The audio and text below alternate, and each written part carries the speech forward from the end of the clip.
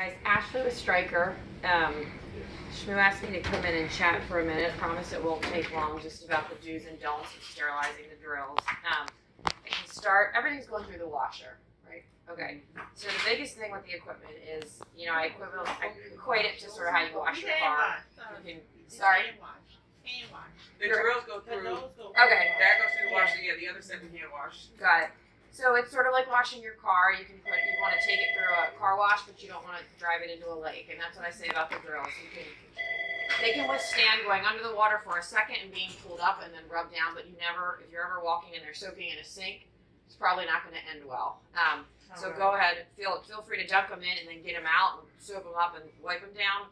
But don't ever leave them there and walk away and then come back, because these components right here are all electronic components.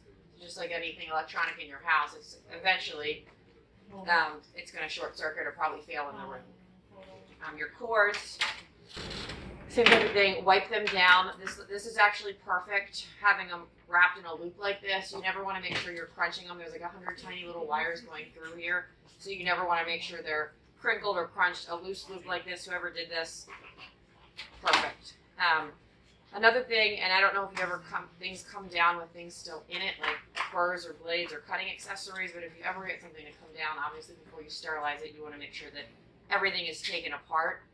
And that includes a chuck or an attachment. If you ever come down and there's a chuck in a drill, you want to pull it out before you clean it.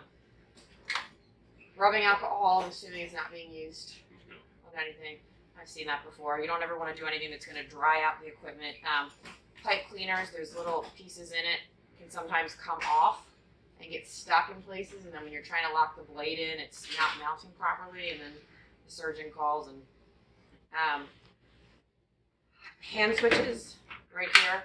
You want to make sure when you clean them, you want to pull it out all the way when you clean it, and have them run through like this. There's little anytime there's a button that you can push, go ahead and try to push it, because you'll lift up and a lot of stuff, bioburden or blood will be in the top part. So you want to really just have a look and kind of with each piece and look and see, is there a crevice or a nook or cranny where something could get in. If you can see through it, you can run water through it. So what I mean by that, if you have a chuck or a collet and you can look through it, water can run through it, you're not going to damage it.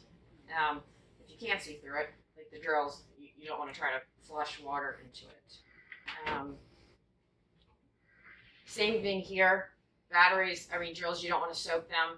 Are they using pre-spray in the rooms? They're supposed to be, yes. Are they doing a decent job, or should I talk to them? Because that can save you a lot of time if they're using that pre-foam treatment ahead of time. It's like a hit or miss. Hit or miss. Okay, maybe I can talk to them upstairs about it. Because usually if it comes down and it's been sprayed, it's going to cut down the time in half.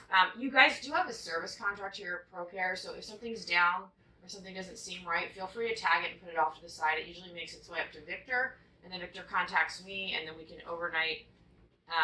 You have repair replace, which is great. We don't do loaners for these drills. You just get a new drill that becomes part of your fleet.